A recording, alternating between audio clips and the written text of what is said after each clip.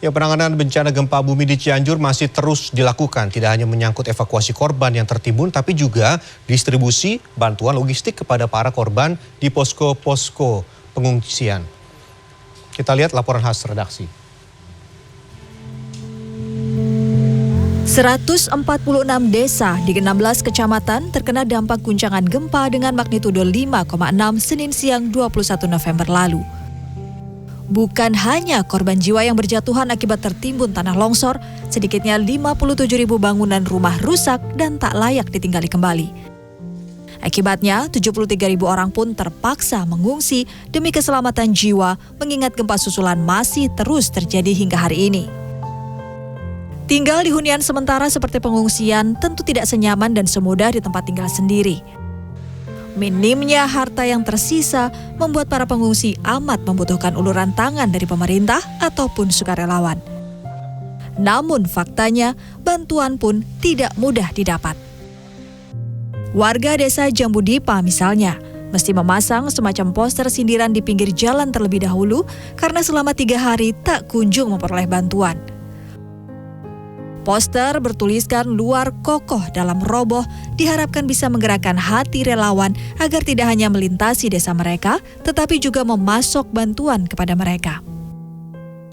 Desa Jambu Dipa merupakan salah satu desa yang terkena dampak akibat guncangan gempa 5,6 magnitudo pada hari Senin 21 November 2022 yang lalu. Sehingga pihak dari warga sekitar ini berinisiatif untuk membuat tulisan yakni di area depan kokoh namun di area dalamnya roboh untuk bisa mendapatkan bantuan dari sejumlah relawan.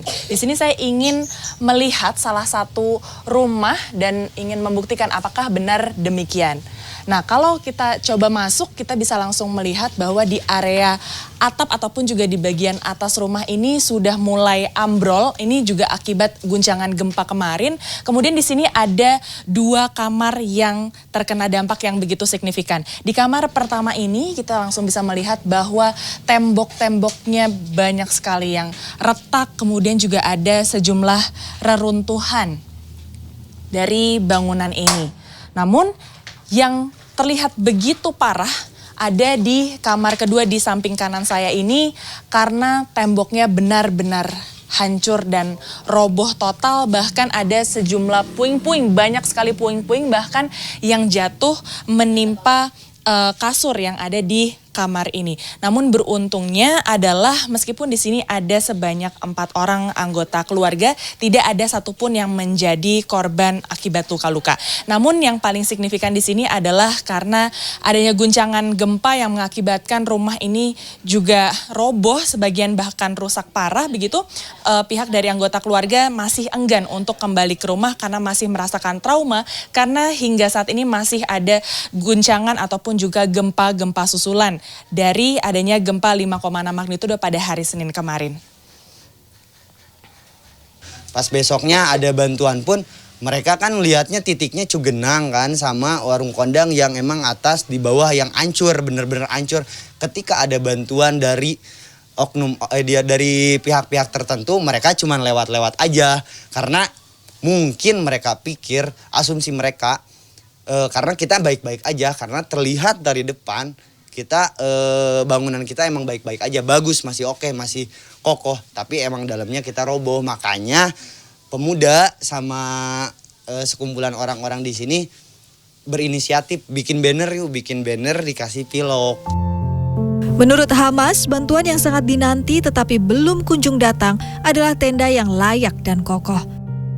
Sebab hujan yang kerap mengguyur wilayah Cianjur membuat area posko pengungsian swadaya warga basah karena tempias. Di sisi lain, Ketua RT setempat juga menyebut memerlukan bantuan logistik untuk menyambung hidup selama berada di pengungsian. Dari pertama awal saya kurang tidur sampai sekarang. Akhirnya yang membantu untuk masyarakat, kasihan. Kasihan masyarakat saya di sini kekurangan apapun, logistik pun juga kurang. Mohon dibantuannya di pemerintah, tolong masyarakat Jambu Dipa sini. Sindiran serupa juga digaungkan di desa Bunisari yang memiliki akses yang sempit sehingga menyulitkan relawan dan petugas menyalurkan bantuan. Jalur pematang sawah menjadi satu-satunya yang bisa dilalui untuk menyalurkan bantuan dari donatur.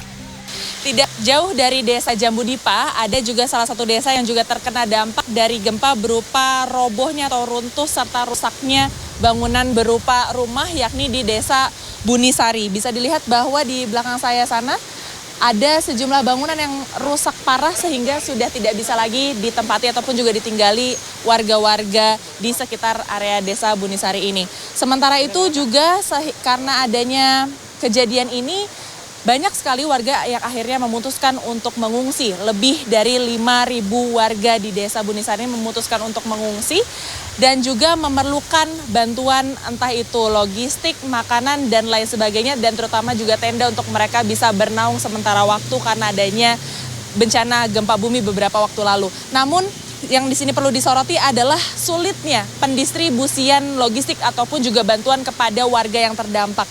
Karena seluruh relawan maupun juga petugas yang akan menyalurkan bantuan ini harus melewati jalan setapak yang ada di antara ataupun juga di area persawahan yang medannya juga berat karena pun juga licin sehingga harus berhati-hati dalam pendistribusiannya, dalam membawa barang-barang tersebut juga harus berhati-hati dan sedikit demi sedikit harus disalurkan dan bekerja sama dengan warga. Dan saat ini juga warga sekitar sedang berupaya untuk memperbaiki medan jalan agar relawan yang bertugas ini akan lebih mudah dalam melintas dan akses jalannya pun juga jauh lebih baik.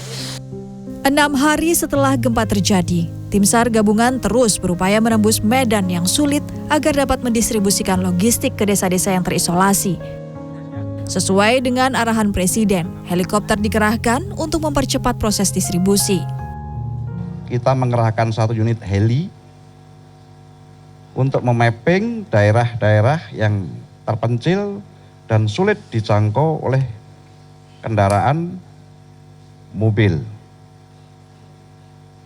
Juga mengerahkan sepeda motor untuk menjangkau tempat-tempat yang tidak bisa dilalui kendaraan. Bantuan perlu didistribusikan dengan merata demi menyambung hidup para korban gempa selama berada di pengungsian. Tenda, obat-obatan, susu untuk anak-anak, pakaian hangat serta pakaian dalam dan sembako merupakan bantuan yang amat dibutuhkan oleh pengungsi. Clarissa Aradia, Maria Oktober, Dwi Prasetyo, Cianjur, Jawa Barat.